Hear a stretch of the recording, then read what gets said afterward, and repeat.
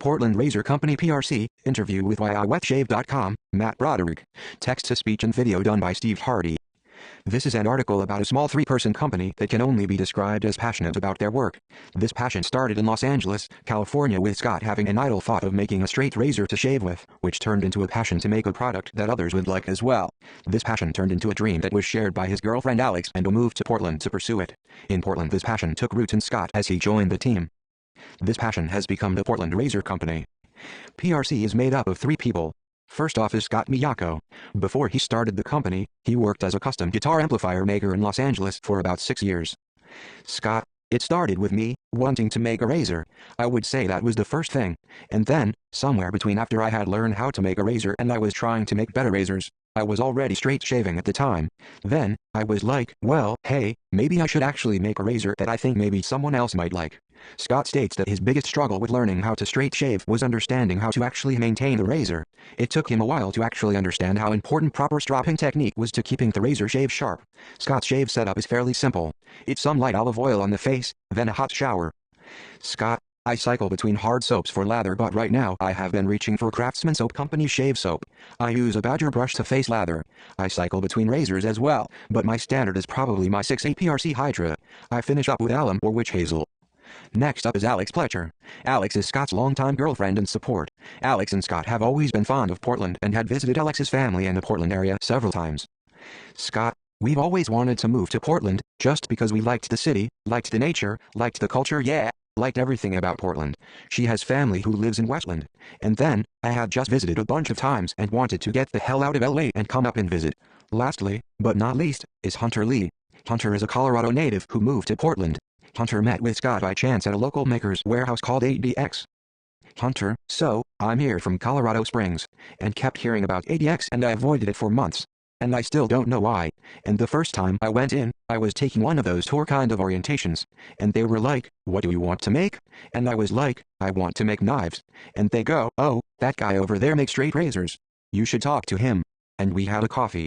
Perfect fit for the job. Despite already having a full-time job, Hunter started putting hours with PRC, and when he was offered a full-time position, accepted. Now Hunter does pretty much all of the writing for the blog, and Alex makes most of the scale blanks, as well as build and maintains the website and take all of the photos. Scott takes care of most of the emails and customer service. And we all make razors. When asked about the history of the company, Scott states, we started the company to help fill what we saw as a void in the straight shaving market. When I was first getting into straight shaving, I was upset that my only options were to restore vintage, buy from overseas, or commission a custom-made American razor. Don't get me wrong, I love many of the razors that are being made today as well as the companies who make them. I just thought that it'd be nice if an American company would start making some razors that could compete in quality and cost with the established European makers. The company started with me, my old workshop in LA, and a hobbyist knife making setup. I spent the better part of a year trying to come up with a razor that I thought was of high enough quality and function to actually sell. After I had the product, it was time to choose the place to make it. Portland was the obvious choice for us. Alex and I had always dreamt of living in Portland and being a part of the maker movement here. We love the city, the closeness to nature, and the culture in Portland that, American-made, is still very much alive. So, it's basically a custom-made process. But that's how you have to start. Once I found the shapes and sizes and things I thought worked the best, then, we tried to turn it into an actual product line, where we could basically make the same thing, over and over and over, and start to get better at making them. This meant more consistency, which made us able to reduce the price point of it, because we're making more of them. Now we're up and running and making what was to become our product line. Describe PRC and what you do. PRC sees themselves as a small company who handcraft straight razors and strops in SE Portland.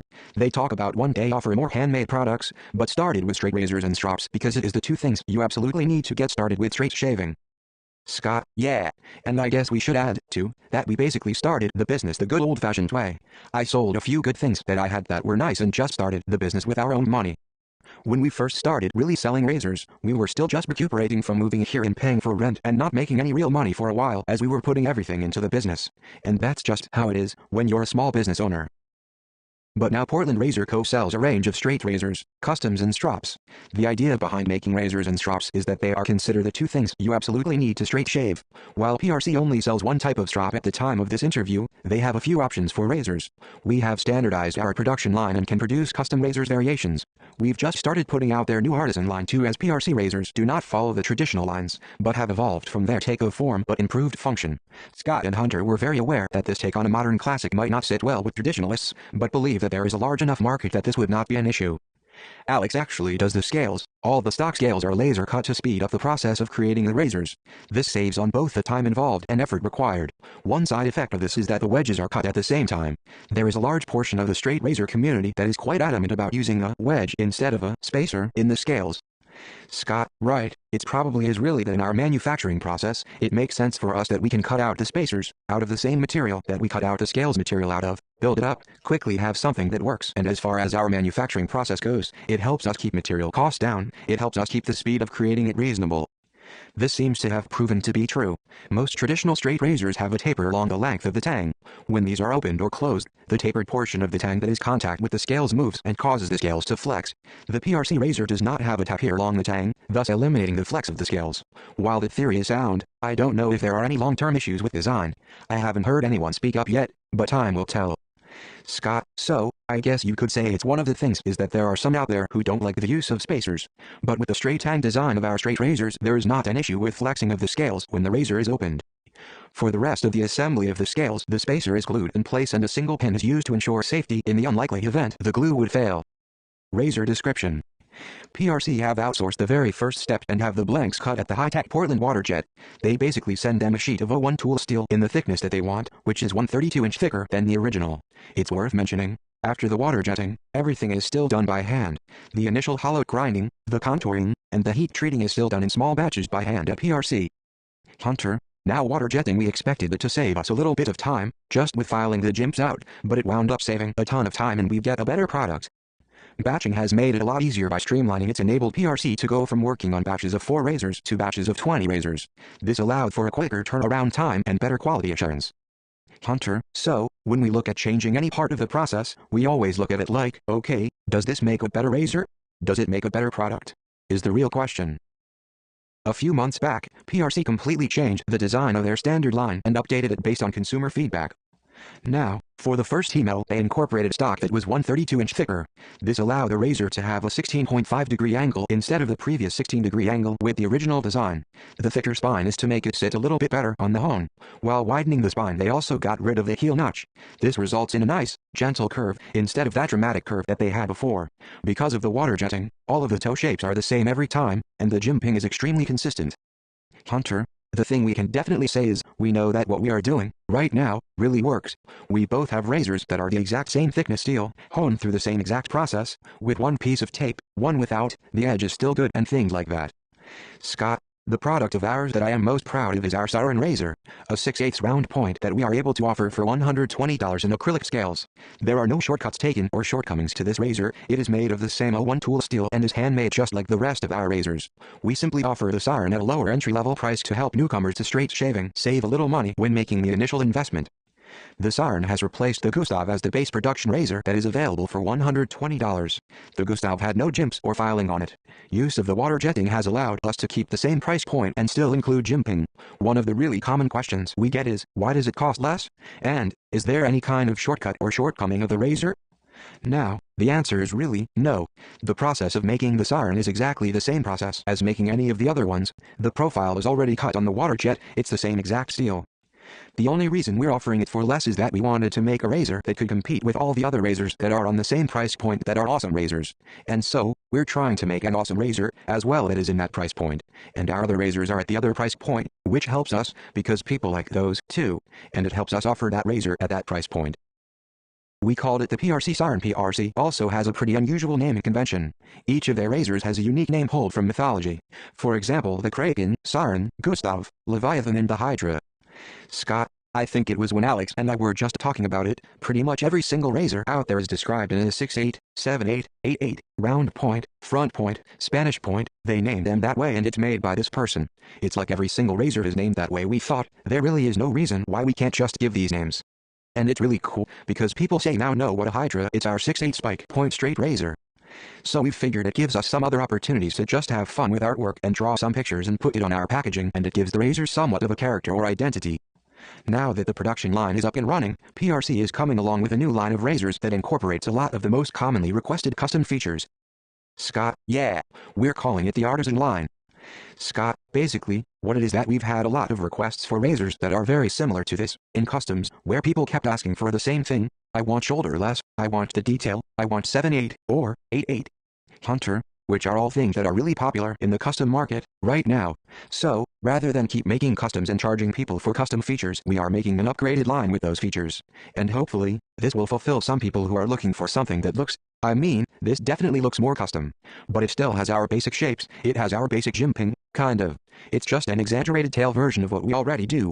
And, yeah, and it's going to be in 7/8 and 8/8. Though I'm sure that after we release that, we will be getting people asking if we can make that in 5/8 and 6/8 and stuff. One other product that is being added to the lineup is the Shorty Razor. This is a razor that has been designed to be shorter than the standard razor. Most people who use these have salvaged them from damaged razors. PRC will be the first, that I know of, to make these intentionally. And we finally settled on a name for it. We're going to call it the Sprite. It's like the baby version of the Siren. So, the Sprite is the baby Siren. And last but not least, PRC is still doing custom work as requested too.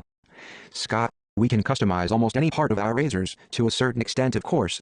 Common requests for customization would be different scales materials, stabilized woods, exotic woods, buffalo horn, etc., custom etchings, names or special dates, custom filing or completely different razor shape, blade width 4/8 10/8, jimps, spine work, and even razor steel, 01, different Damascus mixes, 1095, etc.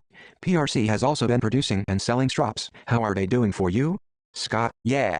If anyone's wondering, we use 7/8 ounce calcite, all-American leather, vegetable tanned. We do the dyeing ourselves, and we precondition it with neat's foot oil. So, that's just a matter of rubbing the right amount of oil in, till it's about right. And then, we glass burnish to get this finish. And so, that's all just rubbing glass jar on it, basically. Scott, and then, glass burnish the edges, so they don't roll up. We cut these all out by hand and assemble them all. So, we have D-rings, on the top, on the bottom. And mainly the idea behind the ring is, you can also paste the inside of your strap, also, paste the inside of a couple of these separate pasted sides. Actually, you just unclip it, click the back around and then, you strap in, like you normally would on your regular nylon set or the other set. So, yeah. And the idea beyond the strap, too is, again, we're not making the straps for the people who already have 10 straps and all the fancy. We wanted to make the strap that works for the person who only has one strap. But if they only had one strap, this could do pasted, unpasted all in one. So, you guys now have your razors and straps in your cases. So, what kind of sale ratio are you doing, for straps to razors? Scott, we're starting to sell a lot more straps. And I would say, even just in the last few months, all of a sudden, we're starting to sell a lot more straps, just by themselves. When we sell a razor, I would say, about a third of the razors go out with a strap. Some people wrote something online about our straps and now, people are buying straps in growing numbers. And if we can, we'd love to make more things and accessories, like a 7-day shave kit and roll-out cases and brushes, obviously, or anything we can make that you want to buy. Hunter, and we can make pretty much everything given the time and demands. Sourcing material locally as much as possible. Scott, a lot of times, we're trying to source locally as much as we possibly can. That's definitely part of the Portland culture, too, is source local, buy local, make local. All of our raw materials come from the US. They come from various places, not all of it, but we try to do as much as we can. Hunter, our maple and our walnut scales, which are the standard scale options, all come from the Pacific Northwest now, which we're really proud of. That was a transition we made, probably right when we moved to this shop. Do you shave with your own razors and know the difference between a shave ready from the factory and professional homing? We absolutely shave with our own razors. Not exclusively, but most of the time. We generally come up with new designs by creating them and using them first to see what we like and don't like. At this point, we have experienced everything from factory dull to factory sharp and professional homing. We know there's a lot that can happen to a razor's edge between the factory and an end user, and oftentimes factory sharp is just not quite what we would call shave ready. We know this is an issue, which is why we take a lot of pride in putting the professionally honed edge on everything that leaves our factory. Shave ready to us means a razor that is 100% ready for a shave out of the box. The razor must be sharp along the entire length of the blade and the cutting edge must not contain any chips or jagged irregularities. A shave ready razor should not only be sharp enough to cut a hanging hair, but should also be comfortable on the skin. What is your homing sequence? All of our razors are factory honed by hand with on piece of tape and with the following stone progression. Please keep in mind that our razors start out with no bevel at all, so some of these stones are not what we would recommend for most people looking to maintain their razors. So, we spend about 3 to 5 minutes setting an extra bevel on the extra coarse. And then, after that, pretty normal progression of Kyocera 1K Norton 4K, 8K and then, Nania 12K Super Stone. Scott, we've thought many times about changing the homing setup, but one of our goals was to help people who were getting into straight razor shaving. We wanted to figure out a setup that anyone getting into it could afford.